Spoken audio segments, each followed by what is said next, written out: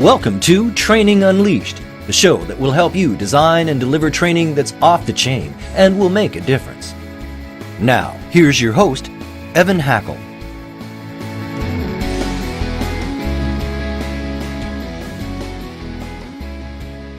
Welcome to another edition of Training Unleashed.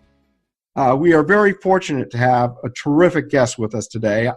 I was in New York at a conference and I stumbled upon him. He was the keynote speaker, and I was just really taken back by the topic and the importance of change.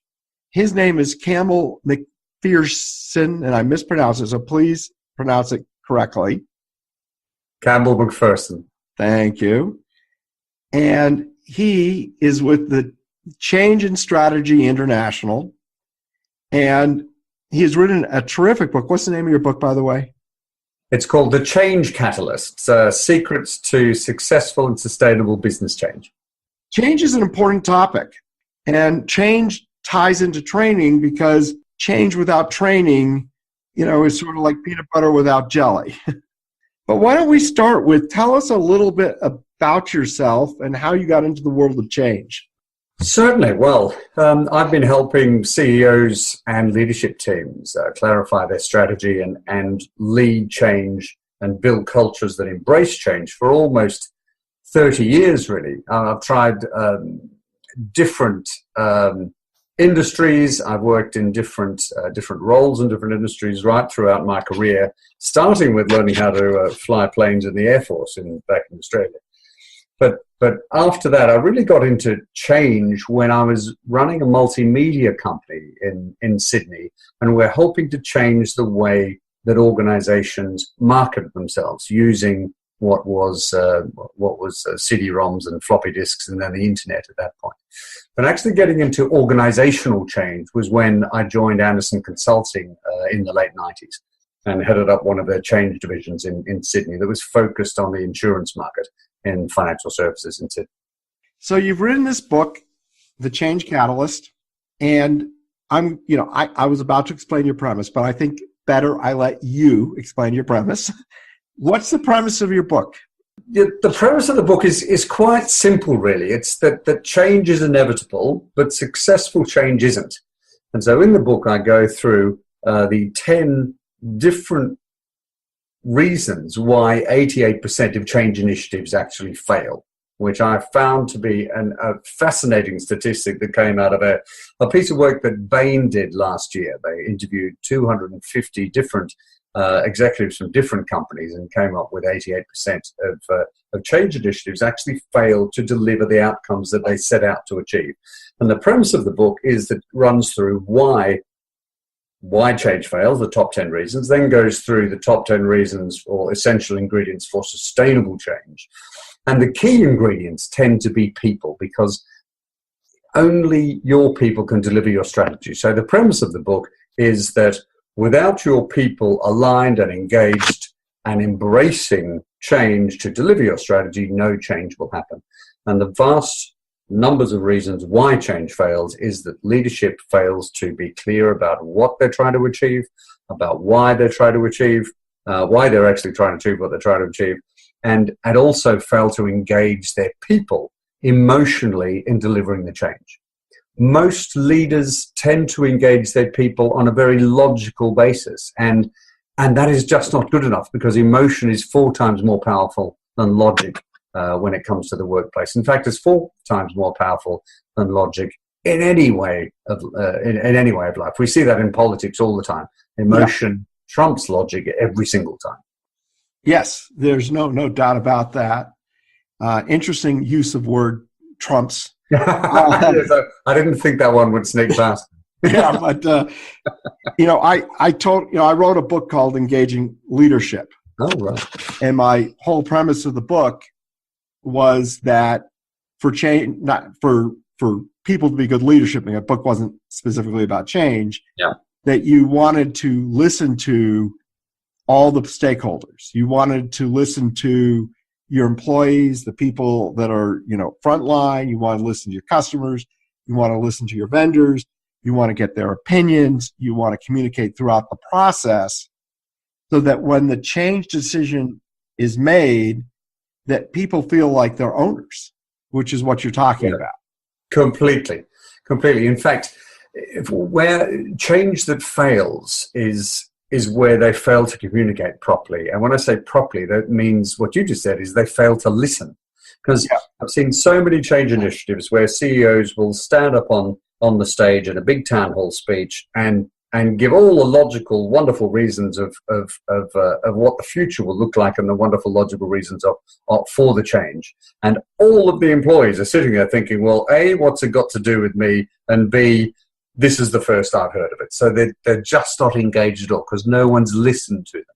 Yeah. And change that's successful, I found, is where leaders can set a vision and then engage, firstly, their people, their leadership team, and then all of the organization in working out, well, what are the implications of this vision?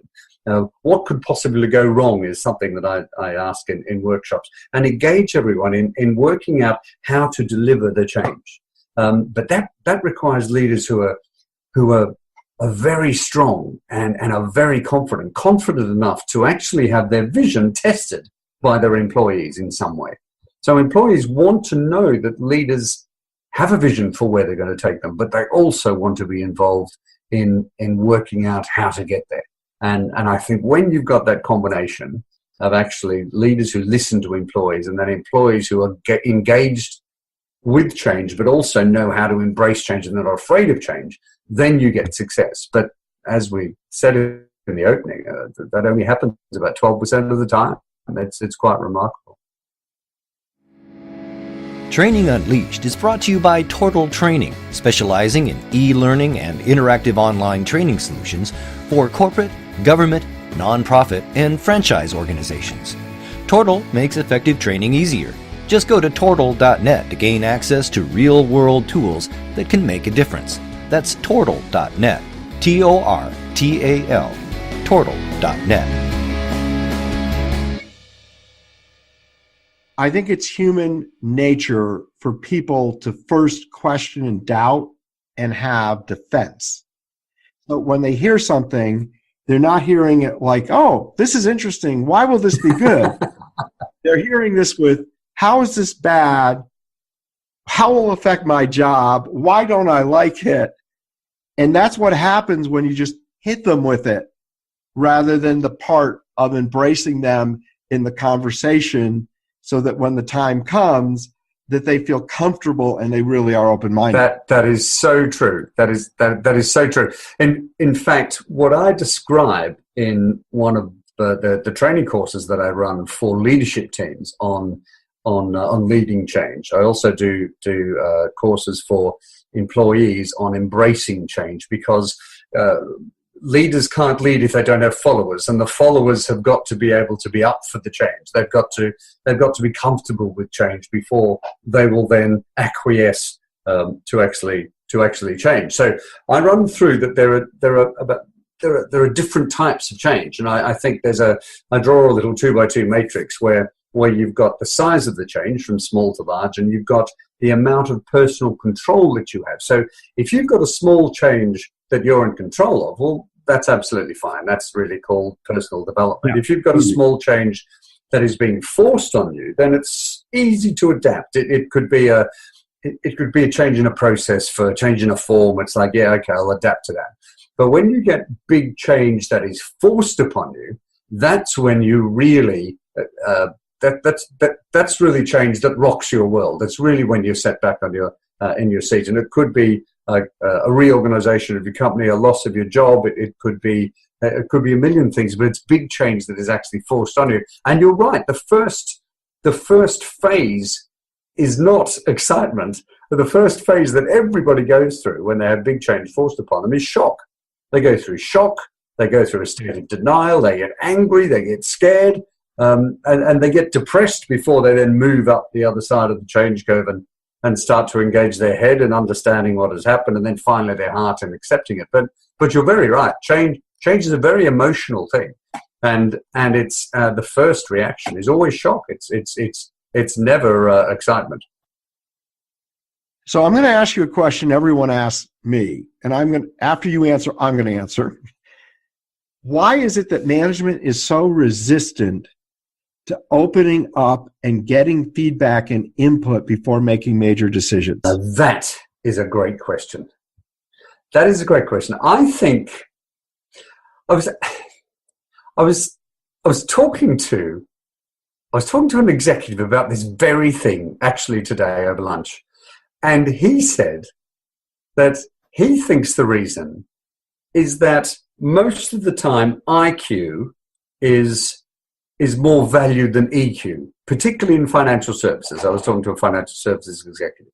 So the people that make it to the top in business, particularly in financial services, are very high IQ. And they get there because they make decisions and they take no prisoners, and they get on with it.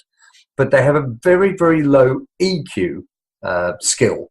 So when they get to that stage, they think that good leadership is about taking control and telling people what to do. So I think it's maybe it's part of our capitalist system. Maybe it's part of corporate life. Is that those that get to the top have got there because they've got a very low EQ. Anyway, that's because we were debating this over lunch today. It's a really personal question. Yeah, no, and the simple answer is the answer is different for every person based on their personality and type. But I lead to two things: imposter syndrome. Yep. That they're afraid that people are going to find out that they aren't as smart as they think they are. As everyone thinks they are. So by being vulnerable, and if people are resistant to this change idea, it's going to make people think they aren't that bright. And then a false sense that true leadership is directed. Yeah, and that's where we were going. Rather than invoking and inspiring. That's very interesting. You should say imposter syndrome. One of my closest friends was the youngest ever director of the arts in Sydney. And when he was in his early 30s, I said to him, what is it that you worry about? What keeps you awake at night? And he said, I worry that tomorrow is going to be the day that they find out.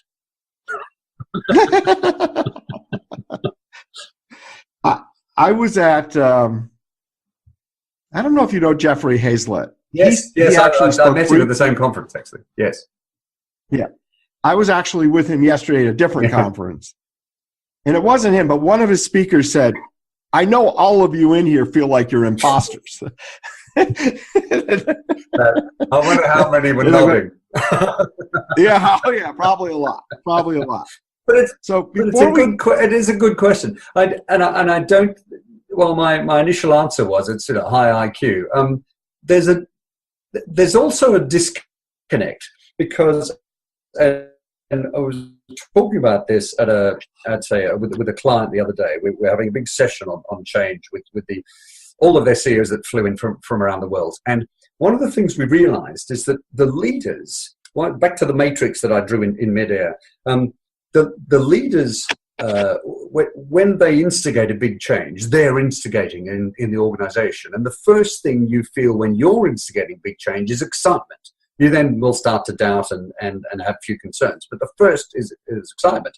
So in my little quadrant, that is big change that I instigate, and that's in the top right-hand corner. But the same change to the employees is big change that they've had forced upon them. And their instant reaction is not excitement. It's fear, it's shock.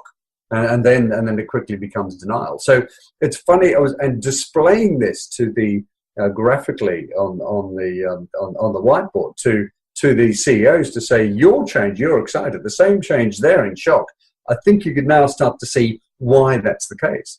And what I try and do, and this is where training obviously is the only way to do it, is to try and get them to understand, to empathize with their employees, to understand they're going through shock, and then empathize with them, to say that the fact they're in shock, the fact they're in denial, the fact that they become angry after they become fearful is not negative. You shouldn't take it out on them. It's just a natural human response to really big change that's been forced upon you. So if we can teach leaders to be more empathetic of their people and to understand what they're going through when they force big change upon them, then I think they will be so much further down the road of being able to make sure the change is successful, because then we come back around to where we started, is the change will only be successful through their people. So the success of the leaders actually depends upon the success of their people embracing change.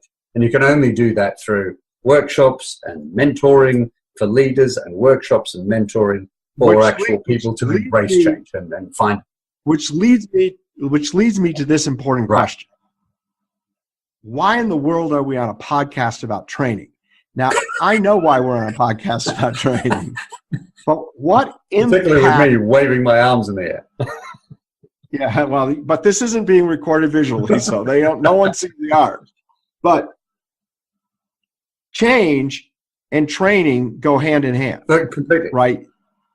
And maybe talk about the importance of training and being involved in change initiatives. Well, one of the best research surveys, pieces of work that I'm aware of in this space was done by the Corporate Executive Council back in 2003 or 2004. And they interviewed 50,000 employees from companies from all around the world. And they came to the conclusion, several conclusions, but one of the key conclusions was that emotional commitment is 4 times stronger than logical commitment. So they then also showed that companies that have a workforce that is emotionally committed to the vision, to achieve, to the strategy, also have considerably higher shareholder value. But the most important outcome of this report is that the driver of emotional commitment is the person's line manager.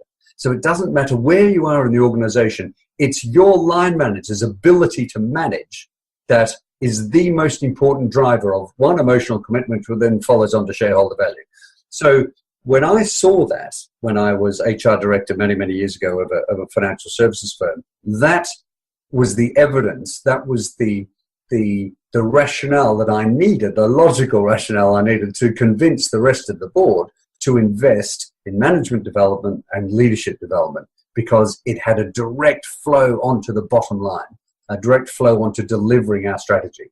And until I saw that strategy, until I saw that survey, I didn't have the quantitative IQ-based ammunition for the rest of the board to go, right, let's do it then. Let's invest in people development. Let's invest in management development. Let's invest in leadership development. And it worked a treat. So every time I give a speech, I tell executive teams, I tell leadership teams that management development and leadership development is probably the most important investment they can make. We're so glad you're listening to this episode of Training Unleashed, brought to you by Tortal Training. The difference between Tortal Training and other online training companies is we're primarily a training company with technology, rather than a technology company that does training. Want to find out more? Just go to tortal.net. That's TORTAL, tortal.net.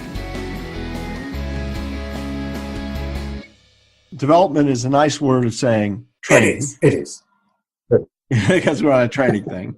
And I also point out, if the change involves skill changing, because I can't tell you, I checked into my hotel today. It was a terrible experience, right? And the person explains to me they had new software.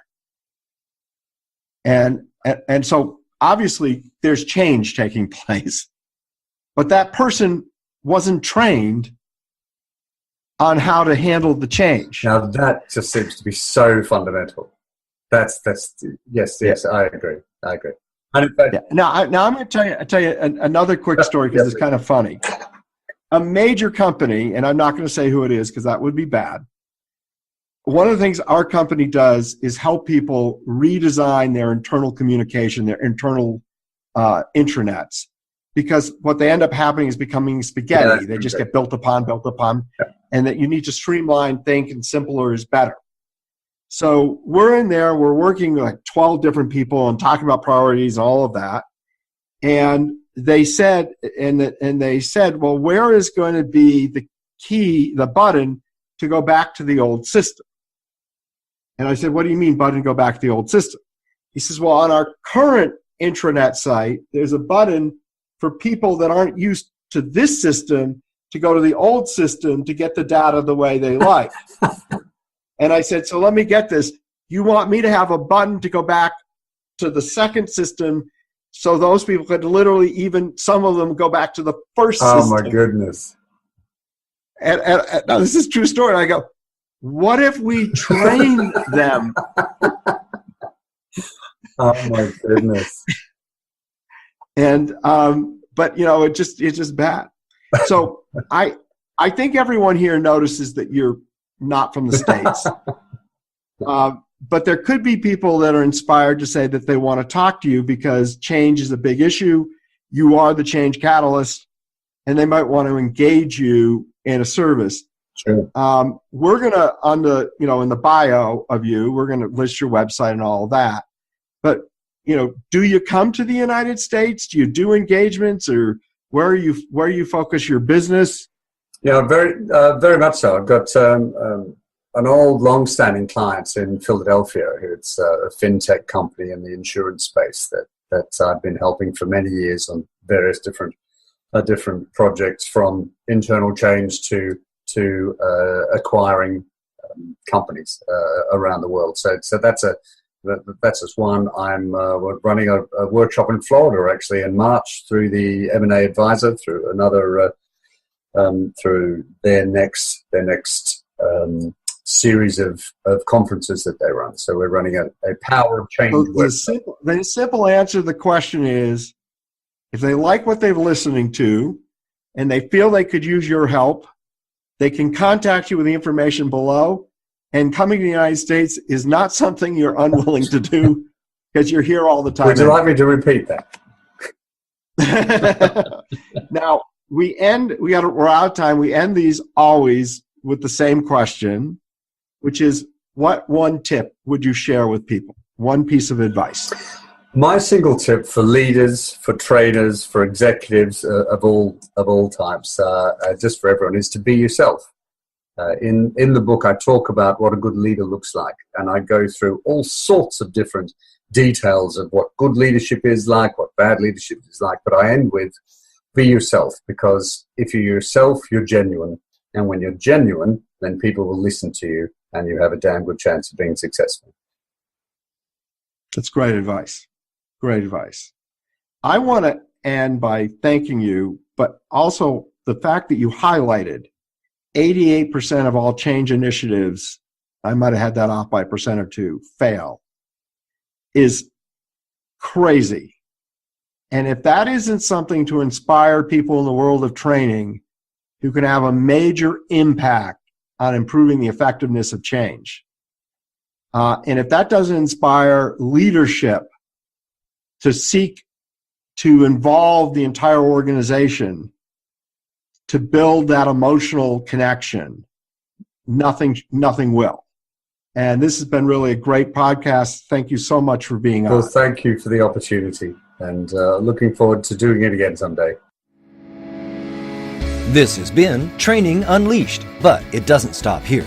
Just go to trainingunleashed.net to subscribe to the show. That way, you'll never miss an episode, and you'll be well on your way to delivering training programs that are off the chain. We'll talk to you next time on Training Unleashed.